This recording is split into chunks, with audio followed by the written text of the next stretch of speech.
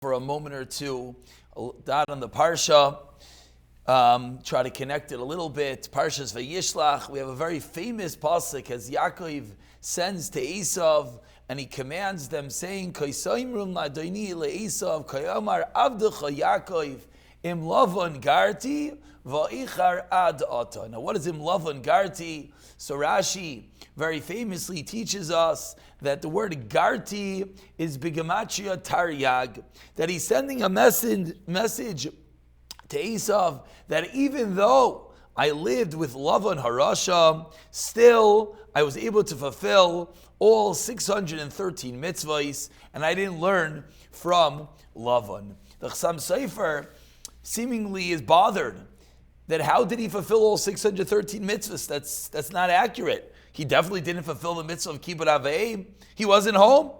So he says, what exactly does it mean he fulfilled all 613 mitzvahs?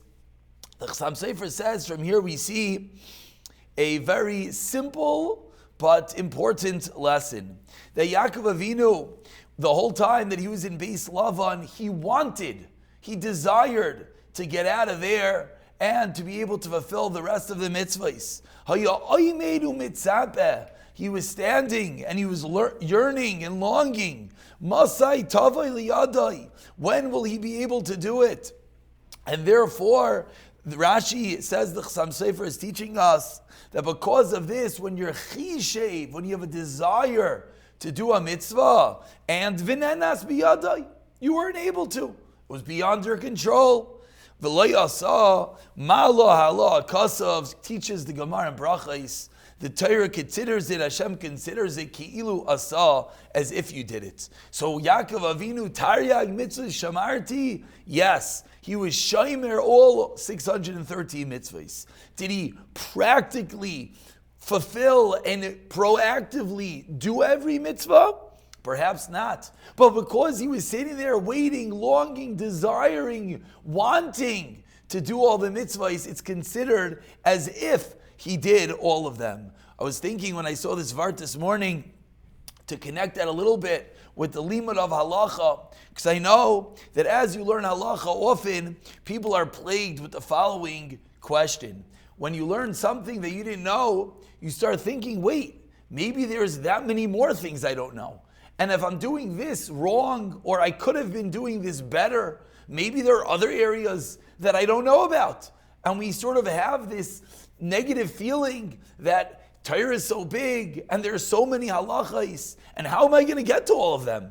And how am I going to learn Hilchas Shabbos? And how am I going to learn Hilchas Yom Tif, and Hilchas Chanukah, and Kashrus? There's so, and that's aside for, if anyone deals monetarily, all the monetary halachas. And then what do you mean? All the Bein Adam L'Chaveroi, all the interpersonal halachas. And there's so much. So often we get this feeling of despair. How will I ever be able to do it? So I think we take chizuk, we take encouragement from the words of the Chassam Sofer, that if one is standing there and one is saying, when is it going to come to my hand?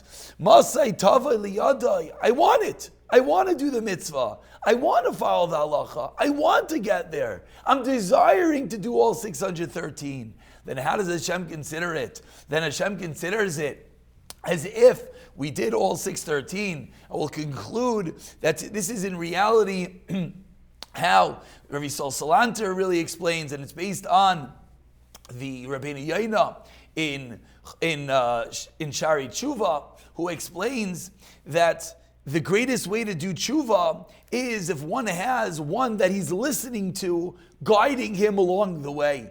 If one has a Rebbe, a Rav, a teacher, a mentor, and they're following what they are told to do, says Rabbeinu Yaina famously, that the mere acceptance to listen wipes away all issues and makes it as if you already fulfilled everything. Why? Because like we're saying, when you're on the path, when you want to do the mitzvah, and then one takes the next step and joins a shir to learn the halacha, takes the next step and says, what I hear, I'm going to work on. And if I can't do it, I'll ask a question. Do I need to do this? Is there room for leniency? Is there room for stringency? Then with that, it makes it considered ki'ilu mekayim kol taryag mitzvahs b'siyata dishmaya.